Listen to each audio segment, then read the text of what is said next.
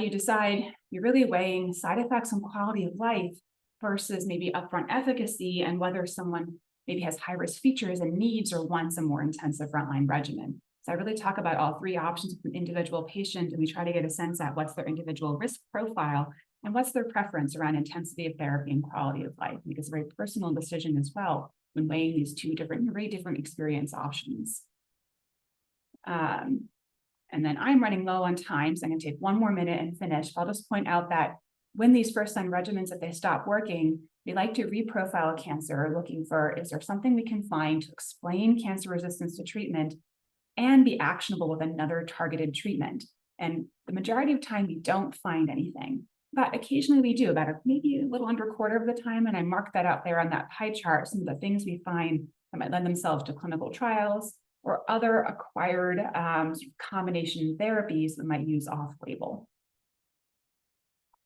But for the rest of that pie chart, the kind of unknown, not readily actionable, there are all-comer strategies either available or in development where the idea is it doesn't matter what your genomic resistance profile is, you still want to have something to use. And our kind of current standard of care go-to, I would say, is chemotherapy combined with amivantamab if you were getting osimertinib alone to start with, or chemotherapy with or without osimertinib, or again, looking for a clinical trial. I'll just do one slide on the amivantamab plus chemotherapy in the second line setting. So this is if you were on osimertinib first and you progressed, what would you receive?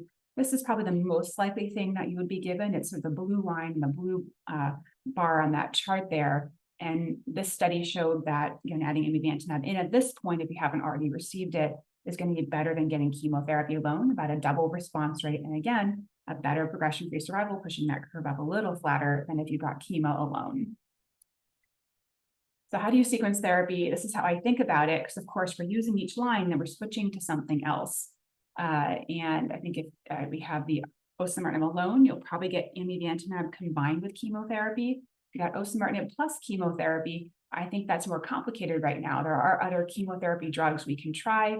There's the antibody drug conjugates that have been in clinical trials that I hope are going to become available. And there's things like off-label retreatment with things like amivantamab plus lazertinib. So I think for each person, the line of therapy that we move through is going to change, especially I think as we have initial emerging therapies hopefully coming out of clinical trials. So my takeaway points, upfront combination therapies improve progression-free survival and might improve overall survival for the newly diagnosed lung cancer with EGFR mutations, but the benefit is probably greatest if you have high-risk disease features, and the combination is going to add side effects and intravenous infusions relative to simply taking a pill every day. So I think it's a very personalized decision which strategy to follow in conversation with an individual patient.